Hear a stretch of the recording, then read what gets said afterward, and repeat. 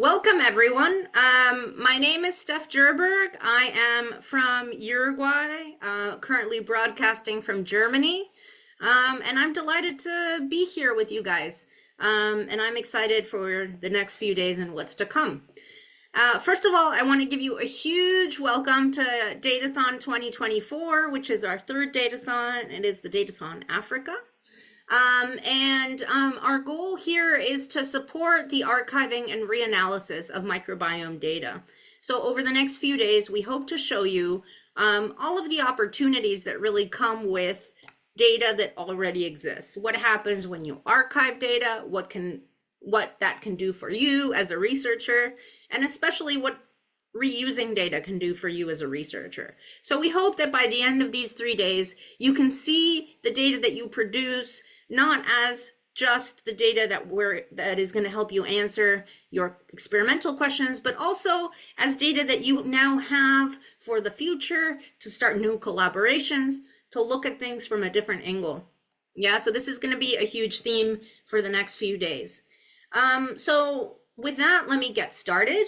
I guess I'm speaking to a crowd that knows and believes that microbial communities are the oldest in the world, right? They were the first life to evolve. But to us, they are also the newest, right? Because we haven't known about most bacteria for most of time. All of this has become possible with the advent of high throughput sequencing. Yeah. And the really interesting thing is that unlike other kinds of data, high throughput sequencing already had archives for saving the data before high throughput sequencing existed. Yeah. So these archives, NCBI, EBI, and DDJ, are central and international. And people have been archiving sequence data there since the late 80s. Next generation sequencing obviously came decades later, but it's a place where all sequence data should be going to. And actually tomorrow we're going to be working with NCBI.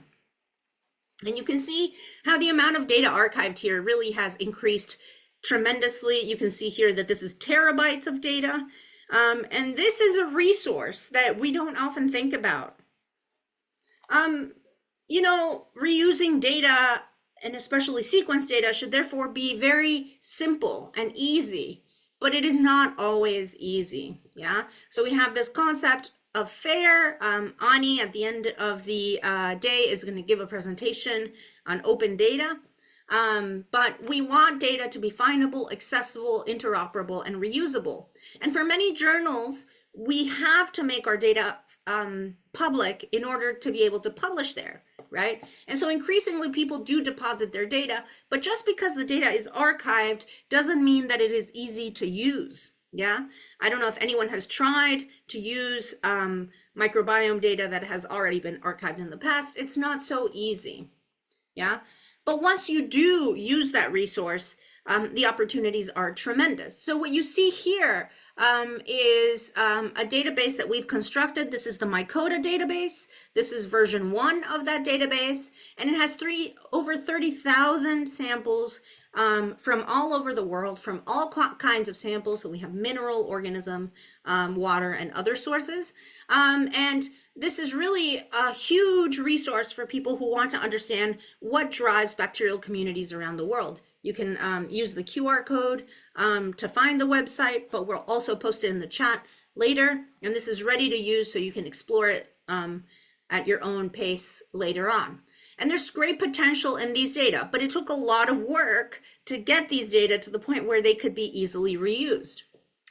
And what we noticed is that the people that are reusing the data are not necessarily people from the global south, right? So primarily data is currently reused by researchers in high income countries. So this is each dot represents a country, and these are the percentage of ecological meta-analyses that are performed by each country relative to what their income is. And this to me was crazy because reusing data is free. So I expected that if as a researcher I am limited in research funds, then I will use data that's already available. This is something that I expected of my colleagues in Uruguay, and it wasn't the case. At the same time, we can see that these global databases, so this is the Earth Microbiome Project database on the right, really underrepresents the lower income countries. And obviously this is because sequencing data is expensive, but it's also because the data that is archived from these countries often doesn't get the same prominence as data from other parts of the world. So this got me thinking, yeah. There's a lot of opportunities in reusing sequence data. It's possible to perform large-scale ecological research at no cost. So if we wanted to look at 30,000 samples from around the world using sequencing, this would be millions and millions of euro, but we can just reuse the data, and that's for free. And it's also an opportunity to train researchers on data that already exists, right? We live in an increasingly virtual world, and being able to train researchers on how to analyze data becomes more and more important as time goes on.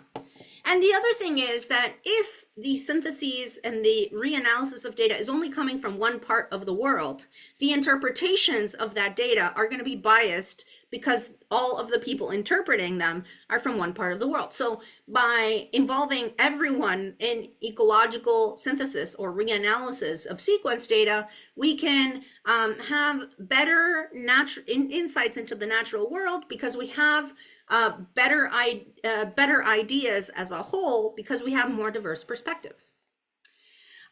So yeah, basically, we want to make sure that this graph on the left starts to change. And how does it change? It changes when people start doing meta-analyses and reanalyses of data from everywhere in the world. Yeah. Okay, so I will present more on this tomorrow morning. But basically, this project started with the realization that a lot of the data that we wanted to reuse from the archives was not easily available. Yeah, and we found different reasons why the data was not available. So it was not deposited in the right database. It wasn't made public. The codes for accessing the data were incorrect. The files were, corrupted, or it wasn't clear what the data was because it wasn't labeled properly. And the reality is that archiving data is not easy. It is not straightforward. And the other part of it is there are no incentives. Once I archive my data to one of these databases, my name virtually disappears, and anyone reusing the data won't even know who I am. And it takes a lot of work to create this data and to archive it. We should be getting credit for that. Yeah, and we should also be getting credit for the effort that it takes to actually archive the data on top of that. And that's one of the ideas of the Datathon. Yeah, so what we need is to encourage synthesis research through training. We believe that people are not doing synthesis research not because they don't want to, but because they maybe were never trained in meta-analyses, or they don't feel that they have enough statistical background to do these more complicated analyses. But it's a worthwhile thing to try because it removes barriers to doing large-scale research. Yeah, we need to improve the quality of archive data in the future. And we want to also create credit systems so that data generators can also benefit from data reuse. Yeah, every time your data gets reused, you should be getting credit. Yeah, so the idea of the Datathons is to encourage the synthesis of existing data by local researchers. Yeah, so if there is going to be a meta-analysis of African soil microbiomes or aquatic microbiomes or any kind of microbiome, it should be you guys who do it, right? And at the same time, we want to create a database that other people can use in the future. But really, the people that create the data should have the first chance to do those analyses and to have this large-scale idea of what's happening to the microbiomes locally or at a continental scale. Yeah, we want to create a microbiome database that is accessible, reusable, and homogeneous so that the words that we use match throughout. We want to improve, therefore, the quality of metadata archived in the future, and we want to give people recognition for archiving the data. And through these things, we want to create collaborative networks. It takes collaboration to have this larger scale research, and this is something that is really fun to do. So we designed the Datathon, and the Datathon happens in 3 days. Day one is today. The goal of today is to inspire researchers about the opportunities that data reuse presents. Yeah. So we want to show you today that reusing data can lead to wonderful research. Yeah. At very little cost. We want to show you that it's possible to look at the data from many different angles and get many different conclusions from the same data.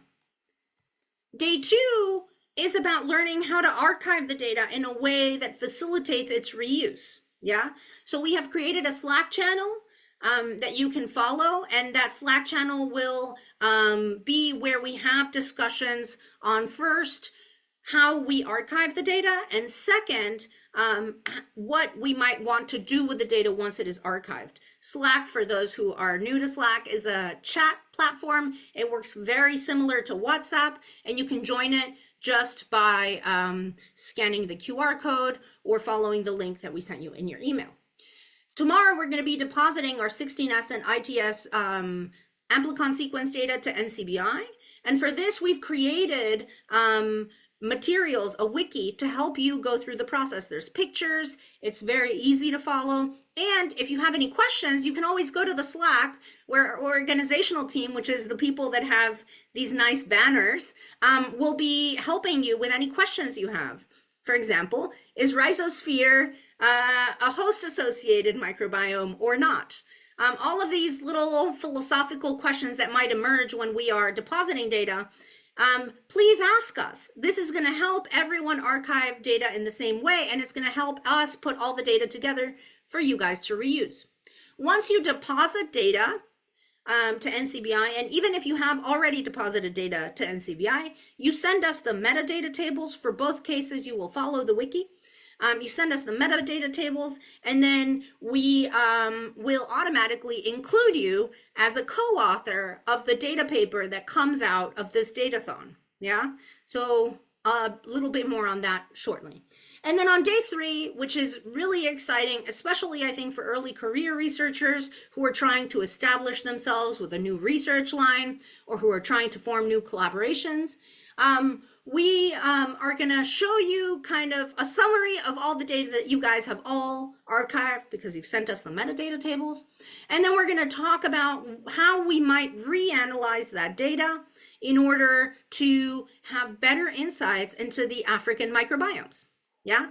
And for this, we are going to encourage you to take the lead. If you are interested in any research question, this is the time to take the lead. We're going to have brainstorming sessions in Slack. So if you are interested, and we're going to have instructions on everything every day, but if you're interested in leading a project, you can propose it on the Slack and all other participants can see it and join you. And this is how you're going to meet new collaborators. And I'm going to tell you a little bit about how that has gone for previous datathons.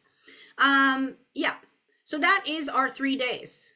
So who is the datathon for? It is for everyone, but you might find that different days are interesting to different types of researchers or career stages of researchers for different reasons. So today is for really everyone. We have a really lovely set of talks lined up, and they should be interesting really for all sorts of biodiversity researchers, not even just microbial ecologists, really anyone. Tomorrow, you are gonna join us, especially if you want to archive data, if you have already produced data, that you want to be a part of the datathon, or if you are trying to practice how to archive data because you might produce data in the future. Something important is once the datathon concludes, we allow for 6 months for you to send us the data that you've deposited, and you can still become part of the datathon paper. Yeah, so if you have colleagues who couldn't join today because they were busy, if you are producing data but it's not quite ready, you have 6 months to still send us that information and still participate. So in that case, you might want to join tomorrow to see how the data archiving is done and to learn a bit more about that. If you have students and you want to teach them, you might want to browse through our wiki to see if this is something useful for your students. And then on the 3rd day, we're going to really want researchers who are interested in collaborating. Anyone who's curious is welcome. Any day, anyone who's curious is welcome. But I think the third day is particularly exciting for the curious people. You don't have to have data. All you have to have is interest in analyzing it. Yeah. So on the third day, we're going to do brainstorming sessions. If you have ideas, you should join us. Yeah. You should participate. You should lead a project. It's really fun. Okay. So I'm from Uruguay. When I saw the map of our database, the first thing I saw is that my country had no samples, and the neighboring country, Argentina, which I know very well, also had no samples. And this is what started the datathon. Yeah. So the first datathon was in Uruguay and Argentina, and it served as a pilot. It allowed us to establish the system, to prepare everything, and to test with a smaller group whether the system worked, whether people liked to participate in the datathon, whether it helped people do new kinds of research. So these were the participants. It was organized in collaboration with Argentinian, Uruguayan, and German institutes. And it was a huge success. So if you remember, there were no points in the map before. Now you can see that part of the map zoomed in, and we have almost 1,000 data points. So we've now shed light on this black box that was Uruguay and Argentina. We had 59 scientists, and of all the data that we archived, 33% was not in the archives before. And we archived all sorts of data, but primarily soil in that year, and this varies from year to year. Okay. This resulted in a publication which came out this year in Trends in Microbiology, and as you can see, all the researchers that contributed data are co-authors, and this paper is really nice. It describes the datathon in detail for those who might want to reproduce it in the future. The other thing that happened is we collectively applied for a project that has supported the next datathon. So researchers in Uruguay and Argentina and Germany decided to get together and apply for funding to continue the research. Yeah, and this was successful. It did take 2 tries, but the second one was successful. Yeah, so this is the CIBTETS project. If you see the word CIBTETS, now you know what it means. And this led to Clara and Santiago joining us. So both of them are here today. So Clara is a postdoc who's in charge of leading a lot of the advanced data analysis from Latin America and the working groups from Latin America. And Santiago, you've all received emails from contact.mycoda@gmail.com. That is usually Santiago. He's been managing all of us very, very beautifully. This is what allows us to organize these larger events. Other things that came with this project and will continue into our datathon, the Africa Datathon, is hybrid courses. So since this year we have regular courses that are meant to help people that want to do meta-analyses do meta-analyses. So this is one that we had in September. This is one that we had in October. And you can see that they're focused on computers. So if you have a computer, you are set to participate. You are set to do a large meta-analysis. We've designed this so that no one needs a server. And we send a monthly newsletter. So from next year, from January, you will start receiving a monthly newsletter. If you want to send us an opportunity, if you're looking to hire a PhD student, if you're looking for a master's student, if you hear of a call that you think is interesting for African researchers, send it to contact.mycoda@gmail.com, send it to Santiago, and he will put it in this newsletter, right? The newsletter will be as good as your contributions. And this is going to help all of us form this network, right? We can share opportunities, we can exchange with each other. And then we organized the 2023 Latin American Datathon, and this was also a huge success. We had more than 250 participants signed up. We had more than 6,000 consolidated samples. Now look at how beautiful this map looks now that we know what's in Latin America. And this is really the starting point for a lot of research. On the third day of that datathon, we formed approximately 12 groups. Of those 12 groups, some of them joined, some of them realized that they shouldn't do it, but at the end, we have 6 strong working groups. These are projects. Each one of these is expected to lead to one large paper. And that's what we're going to be planning on Friday. And so what you see here is the countries that are collaborating, the topic, and the leader. So you're going to be choosing leaders towards the end of Friday. And that leads us to today. Yeah. So as of this morning, we have 270 people signed up. This is really fantastic. I want to highlight our organizers. Our organizers have been wonderful. We've been working on this for almost a year. Many of them will present today. You'll be in contact with many of them throughout the coming week. We are currently planning the coming year of projects. So we have applied for funding for different activities, for courses.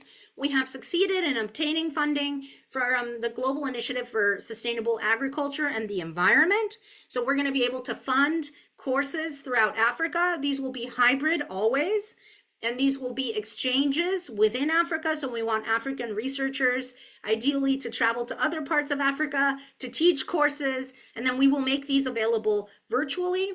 And so today we kick off the third Datathon. This is going to be really exciting. What's important to understand is that today we start the Datathon. We have a whole year of activities ahead. The next year, we will be organizing a Datathon across Asia, especially South Asia. And in 2026, we hope to organize a Datathon in the poles. Yeah, we are very happy to have you. The Datathon officially starts now. I look forward to all of our wonderful speakers today. And I want to thank you for your time and welcome you as part of this project. Yeah, thank you very much.